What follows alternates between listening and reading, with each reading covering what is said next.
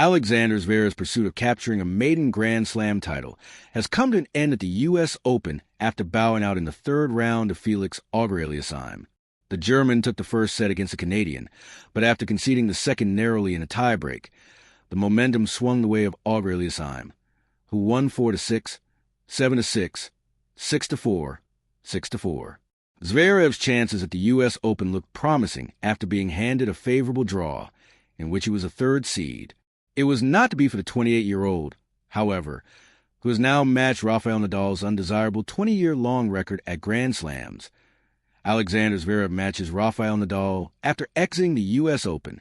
With the loss to Auger-Aliassime, Zverev has now lost in the opening week of a major for the second consecutive time, following his first-round exit at Wimbledon.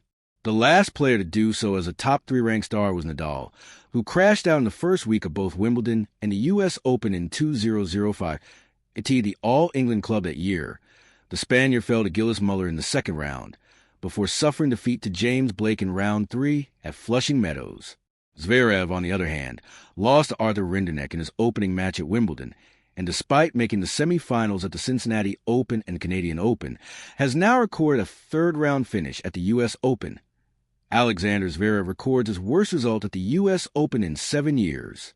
Zverev has enjoyed several deep runs at the U.S. Open in recent years, having made the final in New York in 2020, where he lost to Dominic Thiem.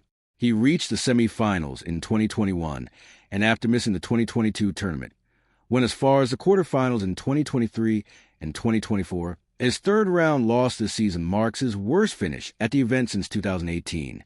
When, as the fourth seed, he was knocked out by Philip Kohlschreiber in the round of 32. It was a surprising result for Zverev, who will now lose 300 ATP ranking points, but remains third in the world for now.